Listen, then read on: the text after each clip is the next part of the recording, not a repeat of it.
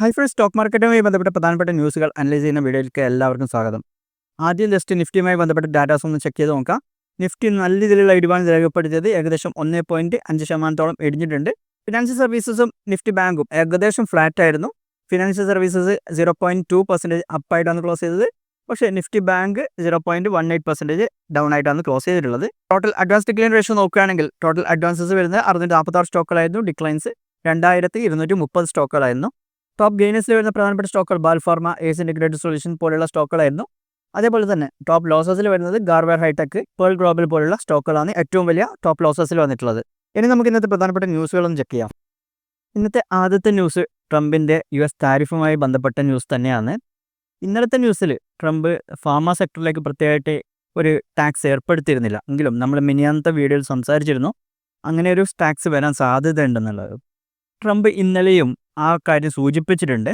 Pharma ഒരു separate സെക്ടറായിട്ട് ആയതുകൊണ്ട് തന്നെ അതിന് സെപ്പറേറ്റ് ആയിട്ട് ഒരു ടാക്സ്, ഇതുവരെ കാണാത്ത രീതിയിലുള്ള ഒരു ടാക്സ് ഏർപ്പെടുത്തുന്നതാണ് പറഞ്ഞിട്ടുള്ളത്. ആ ഒരു ന്യൂസ് വന്നതോടുകൂടി തന്നെ ഇന്നത്തെ ഫാർമ ഇൻഡെക്സ് നല്ല രീതിയിൽ ഇടിഞ്ഞിട്ടുണ്ട്. മിക്ക ഫാർമ കമ്പനികളും രാവിലെ നെഗറ്റീവിലാണ് ട്രേഡ് ചെയ്യപ്പെടുന്നത്. ഇന്ത്യ US ജനറിക് ഡ്രഗ്സിൻ്റെ വളരെ പ്രധാനപ്പെട്ട ഒരു എക്സ്പോർട്ടറാണ്. സ്വാഭാവികമായിട്ടും അതിലേക്ക് താരിഫ് വന്നാൽ ഇന്ത്യയുടെ മെഡിസിൻസ് കൂടുതൽ കോസ്റ്റ്ലിയർ ആവും. അത് നമ്മുടെ കമ്പനികൾക്ക് കോമ്പീറ്റ് ചെയ്യാനുള്ള ഒരു എഡ്ജ് കുറക്കും. ഇന്നലെ പുറത്തുവിട്ട താരിഫ് ലിസ്റ്റിൽ നിന്ന് ഫാർമ സെക്ടറിനെ ഒഴിവാക്കിയിരുന്നു. പക്ഷേ ആ ഒരു റിലീഫ് അധികകാലം ഉണ്ടാവില്ല എന്നാണ് ട്രംപ് സൂചിപ്പിച്ചത്. US പ്രധാനമായിട്ട് ഉദ്ദേശിക്കുന്നത് ഈ ഡ്രഗ്സ് പ്രധാനമായിട്ട് US തന്നെ മാനുഫാക്ചർ ചെയ്യപ്പെടണമെന്നും അതിനുവേണ്ടി മറ്റ് രാജ്യങ്ങൾ, ചൈന പോലുള്ള രാജ്യങ്ങളെ ഡിപ്പെൻഡ് ചെയ്യാതിരിക്കാനും വേണ്ടിയാണ് അവർ ചെയ്യുന്നത്. പക്ഷേ ഇത് ഫാർമ സെക്ടറിൽ ഇങ്ങനെ ഒരു റൂൾ വന്നാൽ വളരെയധികം ബാധിക്കുന്നത് ഇന്ത്യയും കൂടിയായിരിക്കും. കാരണം നല്ലൊരു ശതമാനം ഫാർമ കമ്പനീസും US എക്സ്പോർട്ട് ചെയ്യുന്നുണ്ട്. അതിനെക്കുറിച്ചൊക്കെ ഡീറ്റെയിൽഡ് ആയിട്ട് നമ്മൾ മിനിയാന്നത്തെ വീഡിയോയിൽ പറഞ്ഞിട്ടുണ്ട്. ഓരോ കമ്പനിയെക്കുറിച്ചുള്ള കാര്യങ്ങളും അതിൽ പറഞ്ഞിട്ടുണ്ട്. നിങ്ങൾക്ക് ചെക്ക് ചെയ്യാവുന്നതാണ് കൂടുതൽ അറിയാൻ വേണ്ടി. നമുക്കെല്ലാവർക്കും അറിയാവുന്ന പോലെ ഇന്നലെ ട്രംപ് കോമൺ ആയിട്ട് ഒരു 26% ഇന്ത്യൻ ഗുഡ്സിൻ്റെ മുകളിൽ ടാരിഫ് ഏർപ്പെടുത്തിയിരുന്നു. പക്ഷേ അതിൽ ഫാർമ സെക്ടർ എക്സംപ്റ്റ് ചെയ്തിരുന്നു. അത് മിക്കവാറും മാറാൻ സാധ്യതയുണ്ട്. രണ്ടാമത്തെ ന്യൂസ് IT സെക്ടറുമായി ബന്ധപ്പെട്ടാണ്. ഈ ഒരു ട്രംപിൻ്റെ താരിഫുകൾ കാരണം US IT കമ്പനികൾ സ്പെൻഡിങ് കുറക്കുന്നുള്ള പ്രതീക്ഷയിലും അതൊരു സ്ലോ ഡൗണിന് കാരണമാകും എന്ന ഒരു കാരണം കൊണ്ടാണ് ഈ IT കമ്പനീസ് താഴോട്ട് പോകുന്നുള്ളത്. ഇപ്പോൾ രാവിലെ സ്റ്റാർട്ട് ചെയ്ത് തന്നെ IT ഇൻഡെക്സ് നല്ല രീതിയിൽ ഡൗൺ ആയിട്ടാണ്. ഈ ഒരു US താരിഫ് കാരണം ഒരു എക്കണോമിക് സ്ലോ ഡൗൺ പ്രതീക്ഷിക്കപ്പെടുന്നുണ്ട്. അത് റീറ്റെയിൽ, മാനുഫാക്ചറിങ്, ലോജിസ്റ്റിക് മേഖലകളിലുള്ള IT സ്പെൻഡിങ് കുറക്കുമെന്നാണ് പ്രതീക്ഷിക്കപ്പെടുന്നത്. പിന്നെ സ്വാഭാവികമായിട്ടും ഈ താരിഫ് വരുമ്പോൾ ഓട്ടോമാറ്റിക്കായിട്ട് ഇൻഫ്ലേഷൻ കൂടും US. അത് കാരണം തന്നെ ഈ വർഷം എക്സ്പെക്റ്റ് ചെയ്യപ്പെട്ടിരുന്ന ഫെഡ് റേറ്റ് കട്ട് അതിന് ചാൻസ് കുറയാൻ സാധ്യതയുണ്ട്. കാരണം ഇൻഫ്ലേഷൻ കൂടിയിരിക്കുമ്പോൾ ഒരിക്കലും ഫെഡ് റേറ്റ് കട്ട് ചെയ്യാൻ സാധ്യത കുറവാണ്. അപ്പോൾ അതും ഒരു കാരണമാണ് IT സെക്ടറിനെ ബാധിക്കാൻ.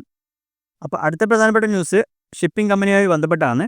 മസഗോൺ ഡോക്കിൽ ഇന്ത്യ ഗവൺമെൻറ് ഹോൾഡ് ചെയ്യുന്ന സ്റ്റേക്കിൽ കുറച്ച് സെല് ചെയ്യാൻ പ്ലാൻ ചെയ്യുന്നുണ്ട്. ഏകദേശം 4.83% ഷെയറാണ് അവർ സെല് ചെയ്യാൻ പോകുന്നുള്ളത്. ഓഫേഴ്സ് ഫോർ സെയിൽ വഴിയായിരിക്കും സെല് ചെയ്യുന്നത്. ഈ ഒരു ന്യൂസ് വന്നതോടുകൂടി തന്നെ സ്റ്റോക്ക് താഴോട്ട് പോയിട്ടുണ്ട്. ഇനി ഈ OFSൻ്റെ ഡീറ്റെയിൽസ് നോക്കുകയാണെങ്കിൽ ഫ്ലോർ പ്രൈസ് വരുന്നത് 2525 പെർ ഷെയർ ആണ്. കറൻറ്റ് മാർക്കറ്റ് പ്രൈസിനേക്കാൾ കുറവായിരുന്നത്. ഇതിനുള്ള ഇൻസ്റ്റിറ്റ്യൂഷണൽ ബിഡിങ് April 4 ആരംഭിക്കും. റീറ്റെയിൽ ബിഡിങ് April 7 ആരംഭിക്കും.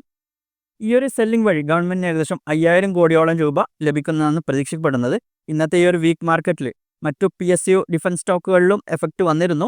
ഒട്ടുമിക്ക ഡിഫൻസ് സെക്ടറിലെ സ്റ്റോക്കുകളും നല്ല രീതിയിൽ നെഗറ്റീവിലാണ് ഇന്ന് സ്റ്റാർട്ട് ചെയ്തത്. അടുത്ത ന്യൂസ് സിമെൻറ്റ് സെക്ടറുമായി ബന്ധപ്പെട്ടാണ്. നുവോക്കോ വിസ്റ്റാസ് ഇന്ത്യയിലെ 5ാമത്തെ ലാർജസ്റ്റ് സിമെൻറ്റ് പ്ലെയർ ആയിട്ട് മാറിയിട്ടുണ്ട്.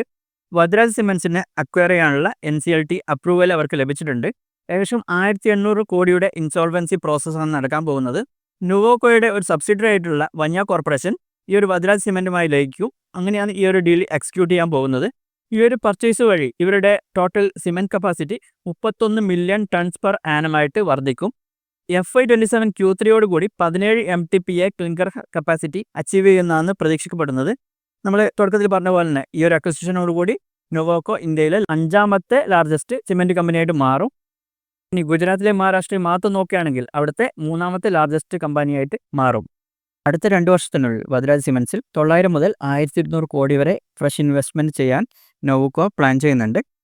ഇനി അക്വിസിഷൻ്റെ കോസ്റ്റ് നോക്കുകയാണെങ്കിലും ഒരു ടണ്ണ് $60 വരുന്നുണ്ട്. റീസെൻ്റായിട്ട് നടന്ന സിമെൻറ്റ് സെക്ടറിലെ അക്വിസിഷൻ നോക്കുമ്പോൾ അത്യാവശ്യം കോമ്പറ്റീറ്റീവ് ആയിട്ടുള്ള ഒരു അക്വിസിഷനാണ് ഇതെന്ന് പറയേണ്ടി വരും. അടുത്ത പ്രധാനപ്പെട്ട ന്യൂസ് ഡിമാർട്ടുമായിട്ട് ബന്ധപ്പെട്ടതാണ്. കഴിഞ്ഞ ഫിനാൻഷ്യൽ ഇയർ Q4 അവർ റെക്കോർഡ് സ്റ്റോഴ്സാണ് പുതിയതായിട്ട് ആഡ് ചെയ്തത്. ഏകദേശം 28ഓളം സ്റ്റോർ ഈ Q4 അവർ ആഡ് ചെയ്തിട്ടുണ്ട്. അവരുടെ revenue 16.7% year on year grow ചെയ്തിട്ടുണ്ട്. ഇപ്പോഴുള്ള ടോട്ടൽ സ്റ്റോർ കൗണ്ട് നോക്കുകയാണെങ്കിൽ ഏകദേശം 415 ആയിട്ടുണ്ട്. അവരുടെ Q4 FY25 stand loan revenue 14,462 കോടിയായിരുന്നു. 16% year on year growth ഉണ്ടെന്ന് പറഞ്ഞു കഴിഞ്ഞു. FY23 Q4 കമ്പയർ ചെയ്യുമ്പോൾ 40% ഗ്രോത്തും 22 Q4 കമ്പയർ ചെയ്യുമ്പോൾ 68% ഗ്രോത്തും ഇതിൽ കാണാൻ പറ്റും. ഇനി സെയിം സ്റ്റോർ സെയിൽസ് ഗ്രോത്ത് നോക്കുകയാണെങ്കിലും ഏകദേശം 8 മുതൽ 9% വരെ വർധനയുണ്ടായിട്ടുണ്ട്. കമ്പനി ഇപ്പോൾ കറൻ്റ്ലി ക്വിക്ക് കോമേഴ്സിൽ നിന്ന് വലിയൊരു ഭീഷണിയാണ് നേരിടുന്നത്. ഇതിന് നേരിടാനായി കമ്പനി അവരുടെ ഡെലിവറി സർവീസ് ആയിട്ടുള്ള ഡിമാർട്ട് റെഡി നല്ല രീതിയിൽ സ്കെയിലപ്പ് ചെയ്യാൻ പ്ലാൻ ചെയ്യുന്നുണ്ട്. ഇത്രയും കാര്യങ്ങളാണ് ഇന്നത്തെ വീഡിയോയിൽ പറയാനുള്ളത്. ഇതുപോലെ കൂടുതൽ വീഡിയോസിനായി ചാനൽ സബ്സ്ക്രൈബ് ചെയ്യുക, കൂടാതെ ഷെയർ ചെയ്യുക. Thank you.